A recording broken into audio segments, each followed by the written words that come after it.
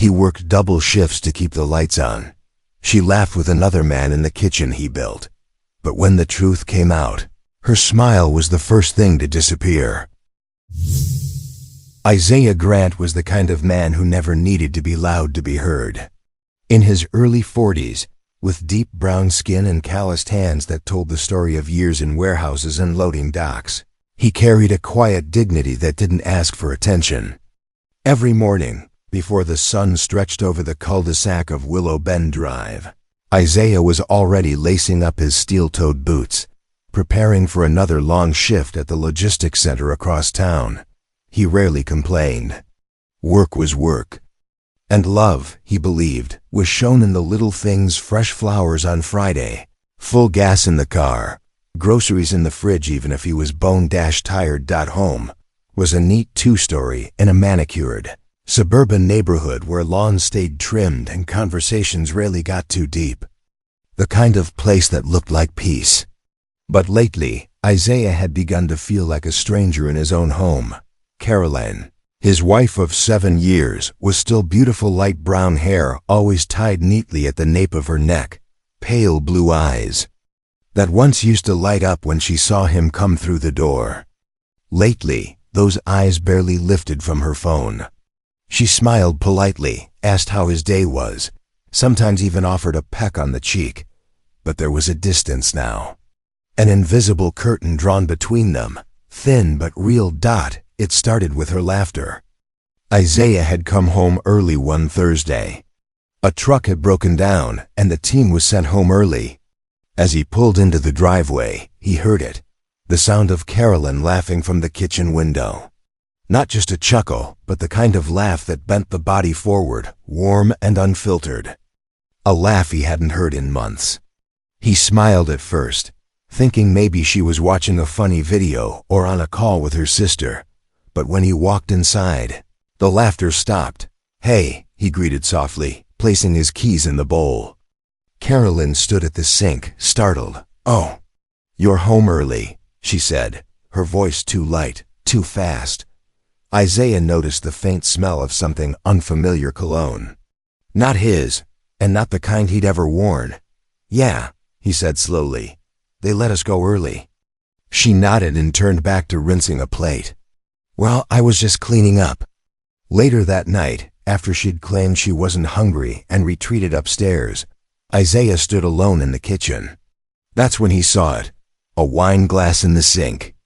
Red wine stains still clinging to the rim. But Isaiah didn't drink. And Caroline had said she was too tired to cook, let alone pour herself a glass. He stared at it for a long time. Maybe it was nothing. But then again, the house had been full of nothings lately. Nothing explained the new perfume bottle in the bathroom cabinet. Nothing explained the pair of shoes by the door he'd never seen before, too large to be Caroline's slightly worn solace. Nothing explained the shift in her tone, the way her phone never left her hand now. Isaiah didn't ask questions that night. He simply loaded the dishwasher, took the trash out, and turned off the lights like he always did. But in the quiet of their perfect-looking home, he started to wonder if everything he'd been building was already slipping through the cracks. And worse, if it had already slipped. It was a Saturday afternoon when the illusion finally cracked.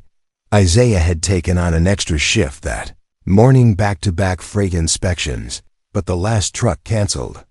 So instead of texting Caroline like he normally would, he decided to surprise her, maybe bring lunch. Maybe try to bridge the silence that had grown too loud between them. He parked a block away, something instinctual urging him to approach the house quietly. As he walked down the sidewalk, plastic takeout bag in hand, the faint sound of music filtered through the open kitchen window, something jazzy, playful. Isaiah smiled. Maybe she was having a good day. But then came the laughter, not hers alone. This time, a man's voice, deep, relaxed, confident in a way that didn't belong in Isaiah's kitchen. He slowed his steps. Through the curtain gap, he saw them. Carolyn, barefoot, her sweater slipping off one shoulder, standing too close to a man Isaiah didn't recognize. They were leaning into each other, laughing like they were the only two people in the world. The man reached forward and tucked a strand of her hair behind her ear. She didn't pull away. She tilted her face toward him, smiling. Isaiah didn't move. He didn't breathe. The plastic bag in his hand crinkled softly, and he instinctively stepped back into the shadows of the hedge. Then Carolyn said it. God, I wish I didn't have to pretend so much. With him. Double quotes him. Isaiah. He didn't wait to hear more. He walked back to the car, his legs stiff with the kind of numbness that starts in the soul. He placed the food on the passenger seat, closed the door quietly, and sat there for a full 5 minutes staring at the wheel. This wasn't suspicion anymore. It wasn't intuition. It was real. But what tore at him the most wasn't just the betrayal, it was the ease of it. How natural she sounded. How happy. That night, Caroline acted like nothing had happened. She made small talk about a movie she watched, mentioned the neighbor's new fence, kissed him on the cheek, and asked if he could take the trash out. Isaiah did everything she asked. Mechanically, silent. In the middle of the night, Isaiah stood in the hallway, just outside the guest bedroom, his retreat these past few weeks. From there, he could see down the hall and into the kitchen. The same place where she had smiled for someone else. The same place where he had made her pancakes every Sunday morning for years. Where he'd once knelt to propose. Now it felt like a stage. And he, a forgotten extra. Later that week, he decided to dig. He wasn't proud of it. Isaiah had never been the type to snoop. But when someone's hiding the truth in plain sight, the silence can be louder than any confession. One night, while Caroline showered, he opened her laptop. No password. The browser was still open. Messages sat glowing on the screen. Miss you already. He's clueless. You taste like Sunday morning. Isaiah stared at the words until they blurred. It wasn't just infidelity. It was mockery. A private joke made out of his loyalty. And suddenly, the way he'd carried long hours, aching joints, sacrifice after sacrifice, became a burden. He had borne for someone who had long since left the marriage in everything but name. He closed the laptop gently. Not out of fear of getting caught, but because he couldn't bear to hear the truth echoed in sound. The next morning, he made coffee for her, just like always, black, 1 sugar. She thanked him absent-mindedly and walked away, scrolling through her phone. Isaiah watched her go. And in that quiet kitchen, he made a decision. He would not confront her with anger. He would not yell, accuse, or beg. That wasn't who he was, but he would no longer be the man standing in the background of someone else's life. He deserved more. And the woman who once said, "I do," had already laughed her way into another reality, one where Isaiah no longer belonged. Isaiah never thought he'd become the kind of man who investigates his own marriage. He had built his life on quiet strength, on the belief that love, once given wholly, was enough to keep two people tethered. But grief has a way of making even the gentlest souls search for answers, not out of revenge, but for closure. So he began, quietly. He didn't confront Caroline. He didn't accuse her of anything. He simply started paying attention to names she dropped in passing, to schedules that shifted slightly, to smiles that lingered after she checked her phone. And one name surfaced more than once. Ethan. The moment the memory snapped into place, Isaiah nearly laughed out loud. Ethan had helped them repaint the nursery 4 years ago when they were still dreaming of children. A family friend from Caroline's college days. White, tall, the kind of charm that filled every room he entered. He'd stayed late once, drinking wine with Caroline while Isaiah worked overtime to cover the hospital bills for her father. Isaiah had always thought Ethan was harmless. Helpful, even. Now Isaiah couldn't stop hearing his voice. He spotted them at the local farmer's market one cool Sunday morning. He hadn't planned it. He'd gone for fresh bread, same as always. But as he turned down the row near the handmade soaps, he saw Caroline, She was wearing that yellow scarf he'd gifted her their first winter together, the one she'd recently said was too old. Her hand brushed Ethan's as they shared. A laugh over some jar of preserves. It was subtle. A quick touch. But it wasn't innocent. They looked around after, like teenagers skipping class. Isaiah didn't make a scene. He didn't walk up or wave. He simply stepped behind a vendor cart, watched them walk in unison, her head tilted slightly toward Ethan, as if drawn by gravity. The same way she used to lean into Isaiah when they were still building a life. He left the market with nothing in his hands. That evening, Caroline came home humming. She chatted about how crowded the market had been, how she ran into Ethan. He might stop by this weekend, she said casually, while stirring pasta sauce. Isaiah nodded. Sounds good. He didn't ask questions. He didn't need to, because the truth, like rust, had already started bleeding through the surface out later that night. As Caroline slept beside him, Isaiah sat in the darkened living room, lit only by the glow of his laptop. Their shared cloud drive was synced to every smart device in the house. Caroline had set it up years ago so they could share playlists, voice memos, and reminders. Isaiah clicked through the folders, not knowing what he was looking for until he found it, an unnamed audio file saved 3 days ago. Nearly 40 minutes long. He hesitated, then hit play. There was silence at first, then the low hum of music, soft laughter, and the unmistakable voice of Ethan. I still can't believe he doesn't know. Caroline's laugh followed, light and breathy. He's always so busy. Always so tired. Ethan, you deserve more than takeout dinners and awkward hugs. Caroline, I deserve you. Isaiah paused the file. His hands were steady, but his throat felt raw. He'd never wanted proof like this. It wasn't just betrayal, it was the tone. The lightness in their voices, the way they spoke of him like a ghost haunting his own home. Like a man too dull to notice his wife slipping away. Isaiah didn't listen to the rest. He COULDN single quotes T. Instead, he saved the file. Not for confrontation. Not for leverage, but as a bookmark in the story of a marriage that had already ended in whispers and unwashed wine glasses. When Caroline stirred in the bedroom and called his name, Isaiah didn't answer. He just sat there, eyes fixed on the quiet speaker in the corner of the living room, still glowing faintly. It had been listening. And now, so had he. Isaiah didn't slam doors, he didn't shout, he didn't leave. That wasn't his way. Instead, he cleaned the house. He vacuumed the rug, set the table, laid out the cloth napkins they'd gotten as a wedding gift, but never used. The good plates came down from the shelf, and in the center of the table, he placed a single bottle of red wine, one he remembered very clearly from last Tuesday. Then he called Ethan. Dinner at our place. Just the three of us, Isaiah said in a voice as calm as a still lake. You still like rosemary chicken, right?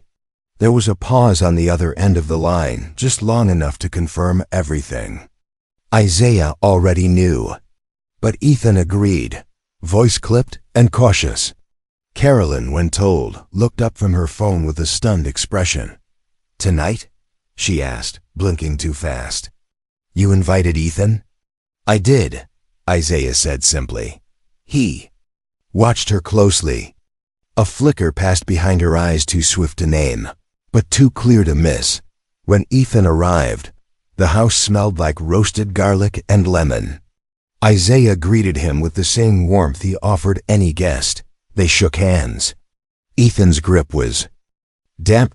Caroline poured water with a nervous smile, asking questions no one needed answers to: how traffic was, how Ethan's dog was doing, if he'd finished that home renovation project. Her laughter was sudden and too loud, the kind that tried to fill all the silence before it formed. Isaiah sat across from them, his shoulders relaxed, his eyes watchful but kind. They talked about nothing for too long. Ethan barely touched his food. Caroline picked at her salad. Isaiah ate slowly, deliberately, savoring every bite like it might be his last supper in the home he built with a woman who now felt like a stranger. Then, Isaiah stood and walked into the kitchen. He returned holding the wine. Figured we could. "Open this," he said casually. "Same one we had last Tuesday." "Right, babe." The room fell still. Caroline's hand froze mid-reach. Just for a second, but Isaiah saw it. So did Ethan. The cork popped with a soft sigh. Isaiah poured for each of them. He didn't look accusatory. He didn't raise his voice. That somehow made it worse. Caroline finally spoke, her voice too bright. "You remembered that?" Isaiah smiled faintly, his eyes unreadable. "I remember a lot of things." Ethan tried to joke something about needing to upgrade from boxed wine at home. But the words fell flat. He wasn't laughing. He hadn't. Then all night, dinner ended without a single confrontation. No shouting match. No names thrown across the room. Isaiah didn't need them to confess. He didn't need to catch them red-handed. The truth had already arrived, uninvited, and taken its seat at the table. Later, after Ethan left and Caroline cleared the dishes. In silence, Isaiah stood by the sink with his sleeves rolled up. She turned to him, the mask slipping just enough to reveal something fragile beneath. "Why did you invite him?" Isaiah dried a plate slowly. "Because I needed to see what we looked like. When we pretended nothing was broken." He handed her the plate, walked past her without another word, and went upstairs. In the quiet that followed, Caroline didn't cry. She just stood there, the wine glass still in her hand, untouched.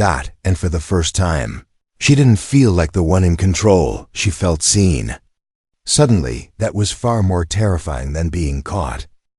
The house was quiet, too quiet. No dishes clinking. No TV murmuring in the background. Just the hum of the refrigerator and the ticking of the old clock Isaiah's father had passed down to him. The one that always ran 5 minutes fast.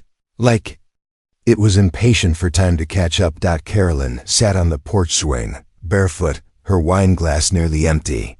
She stared out at the darkness, her knees pulled close to her chest. The night air had turned cool, brushing the hem of her sweater. She hadn't said a word since dinner. Isaiah stepped out silently, carrying 2 mugs of tea, his ritual whenever sleep felt too far away. He didn't offer her one. He simply placed it on the small table beside her and sat in the wooden chair across from the swing, his body still, his eyes scanning the horizon like it held some kind of answer. Crickets chirped. A dog barked somewhere. Down the street, neither of them spoke for a long time. Then Isaiah broke the silence, not with accusation, but with a story. "There was a man," he began, his voice low, almost a whisper. "He worked long hours, kept the lights on, picked up groceries on the way home even when he was dead tired. He left little notes in lunchboxes, remembered anniversaries before anyone else did. He wasn't flashy, wasn't loud, but he showed up every single day." Caroline didn't move. Her fingers tightened slightly around the glass. Isaiah's voice didn't waver. And every day, he wondered if that was enough. Because the one person he did it all for looked right through him. Like he was just furniture, functional, familiar, invisible. The swing creaked under Caroline's weight as she shifted. She opened her mouth, but no words came. Finally she spoke, her voice thin. "Isaiah, you're imagining things." It wasn't even a good lie. She didn't deny specifics. Didn't ask, "What are you talking about?" She jumped straight to erasure. Rewrite the script. Pretend the truth had never gotten up and walked around their kitchen. Isaiah took a sip of his tea, then looked at her, not angrily, not even disappointed, just tired. "Maybe I am," he said calmly. "Maybe I'm seeing ghosts where there are none."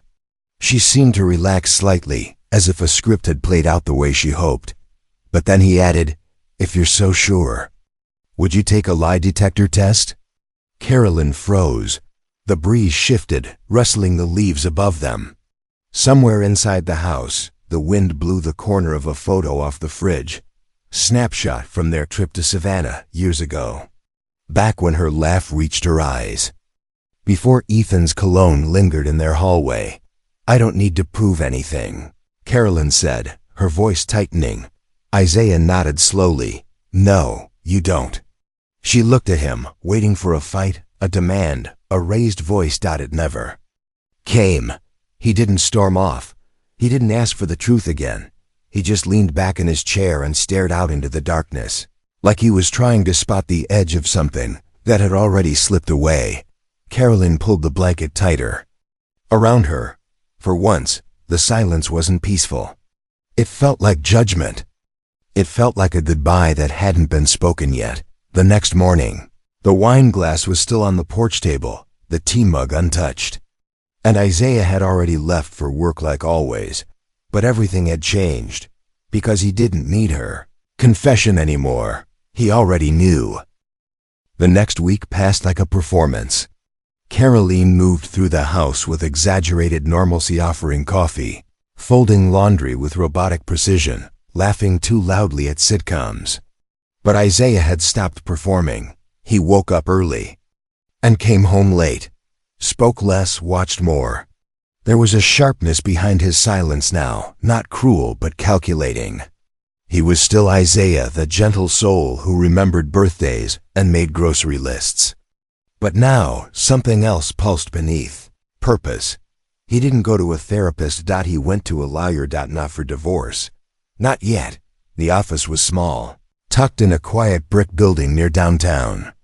Isaiah sat across from a woman named Marissa Taylor Gray. Suit, sharp eyes, no time for pleasantries. He came with a question. She responded with more. "Do you have joint accounts?" "Yes." "Property in both names?" "Mortgage, yes." "And life insurance?" Isaiah paused. That one hadn't crossed his mind. "Yes," he said. "Through work." "And an additional policy Caroline insisted we take out 2 years ago." Marissa's pen stopped moving. "Did you read the fine print?" Isaiah stared at her. "I let her handle the paperwork." She nodded slowly, tapping her pen against the desk. "Then we start there." Later that night, long after Carolyn had gone to bed, Isaiah sat at the dining table with a laptop open and a quiet storm behind his eyes. The insurance portal required 2-factor authentication. Caroline's password was easy enough to guess. She used the same one for Netflix. The documents were all there. His name, her name, and a clause. He didn't remember consenting to something about advanced payout on critical injury, triggered by permanent incapacitation. Isaiah leaned back in his chair, the breath leaving his lungs in one long, slow exhale. His mind wandered back to the small things. The extra bottle of wine that showed up in the pantry. The joke Ethan made about home renovations being overdue. The odd way Carolyn once asked if his warehouse job required him to use dangerous machinery. It wasn't just betrayal anymore. It was strategy. He dug deeper. Email chains. Caroline had forgotten her inbox was still synced to their shared desktop from years ago. Most were mundane newsletters, recipe blogs, automated subscriptions, but one folder, buried deep under personal archive, was different. Thread after thread between Carolyn and Ethan. No. I love you. No romance. Just planning. Logistics. Timelines. And one subject line that made Isaiah go cold. After it's signed, he won't know what hit him inside. A forwarded document, a PDF of the insurance policy with certain lines highlighted. Another message read, "He trusts too easily. That's his weakness." Another, "Just smile through dinner. He'll never see it coming." Isaiah closed the laptop gently, like it was made of glass, not out of fear, but out of finality. They weren't just laughing behind his back. They were circling like wolves. This wasn't infidelity. It was orchestration. 2 days later, Isaiah requested copies of all paperwork related to their joint assets. He didn't explain. Carolyn barely noticed. She was too busy texting with a smile she thought he didn't see. He visited his lawyer again. This isn't just a marriage issue, he said quietly. It's fraud, Marissa agreed. And if it's recorded, if she's complicit, we don't go to family court, we go to criminal court. Isaiah didn't flinch. Then we start the recording. He wasn't angry anymore. He was awake. And what Caroline and Ethan didn't know was that the man they thought they could erase, the quiet provider, the invisible husband, had just flipped the script. The conference room was cold, not because of the air conditioning, but because of what sat in the air. Truth, finally prepared to speak. Isaiah arrived 10 minutes early. As always, he wore a dark blue collared shirt, freshly ironed, sleeves buttoned. At the wrist, no tie, just calm. In his hands, a slim black folder. Neat, quiet. Like him, Caroline arrived right on time. She wore makeup thicker than usual.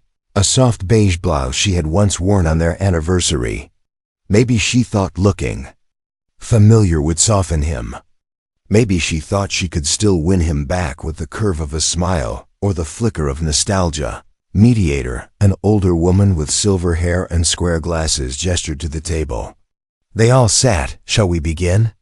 She asked. Isaiah opened his folder. No anger, no trembling hands. Just documents. A timeline. Emails. Bank records. Insurance forms.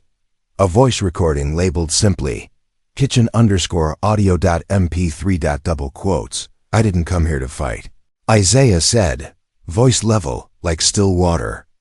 I came to finish. Caroline's brow furrowed. She glanced at the documents without touching them. Finish what? Isaiah didn't answer immediately. He took a breath instead, one shaped by months of silence and sleepless nights. You told me I was imagining things, he said, eyes locked onto hers. But I'm not the one who's been pretending. The mediator watched carefully, a pen hovering above her notepad. Isaiah continued, flipping the pages one by one. This is a copy of the insurance policy, the one you signed. He placed it on the table. This is a transcript of the emails between you and Ethan, another page, and this. He tapped the final sheet. Is a certified record of Ethan being arrested this morning. Carolyn flinched. What? He tried to use my name, my social. Applied for 2 credit cards, an equipment lease, and a car loan. Got flagged for inconsistent signatures. No, he wouldn't, she began, but the rest of the sentence drowned in her throat. Isaiah didn't blink.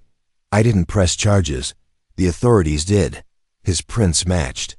So did the address he used, our address.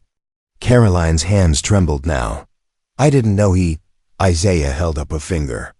Calm but firm. Don't lie again, not here. Her mouth opened, then closed. Her eyes watered, but the tears didn't fall. They waited, unsure if this room would catch them. There's more, he added quietly. The refinance papers.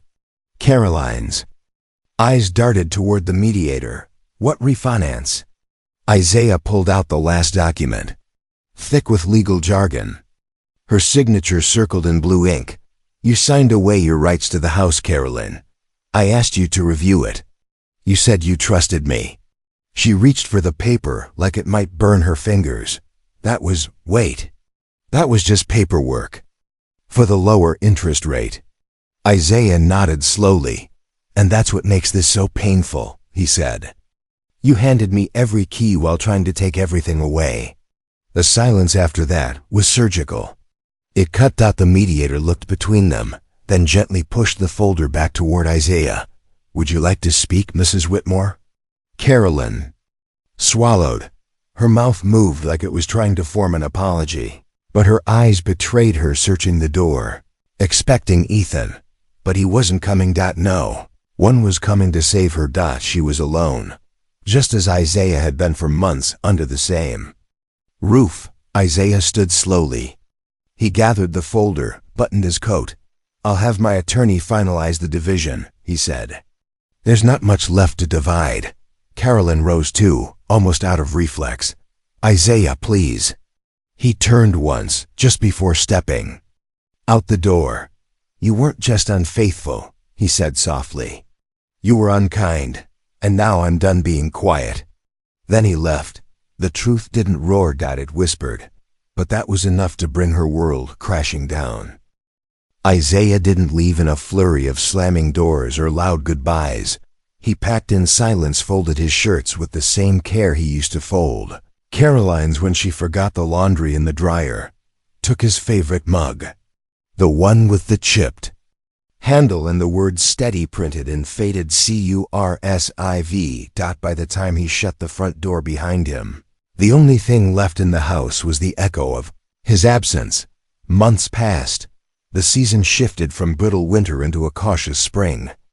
And in a small commercial strip, nestled between a bookstore and a barber shop, Isaiah unlocked the door to something new. It wasn't flashy. The walls still smelled faintly of old paint and potential. A narrow sign above the glass window read, "The Quiet Rebuild, a space for men to heal, talk, and reclaim." Inside, there were shelves of donated books, chairs arranged in a circle, a coffee pot that gurgled softly each morning. No microphones, no stage, just a room where truth was welcome. And ego was left at the door. Isaiah sat there most days, notebook in hand, listening more than he spoke. Men came in slowly, at first one, then two. Some carried divorce papers. Others didn't have paperwork, just bruises you couldn't see unless you knew where to look. He never told them what to feel. He told them what he had learned. That silence doesn't make you weak. That grief doesn't always wear black. That the deepest betrayals sometimes come from the ones who kissed you goodnight. But also, most importantly, that healing wasn't a destination. It was a quiet practice, repeated until it became strength. Isaiah didn't speak of Caroline often. Not out of bitterness, but because she didn't own his future. She was a chapter, not a conclusion. And then one afternoon, as golden light spilled through the front windows, the bell above the door chimed. A woman stepped in. Late 30s, maybe 40, tired eyes, strong posture. She looked around the room slowly, like she'd almost turned away twice before walking in. "You Isaiah?" she asked softly. He nodded, rising from his chair. "I am." She looked at the sign again, and back at him. "I heard about this place from my brother." He said, "You're the man who teaches people how to survive betrayal." Isaiah smiled. "Not the kind that stretches wide for show, but the kind that lives behind the eyes, quiet and steady." "No," he said. "I teach them how to rebuild." The fee woman stood in the doorway for a moment longer, like she wasn't sure whether to cry or sit down. Eventually, she stepped forward. The door closed gently behind her, and just like that, a new story began. Not with broken glass, not with confrontation, but with understanding. And somewhere behind Isaiah, in that simple room filled with coffee steam and hope, the past finally gave way to peace.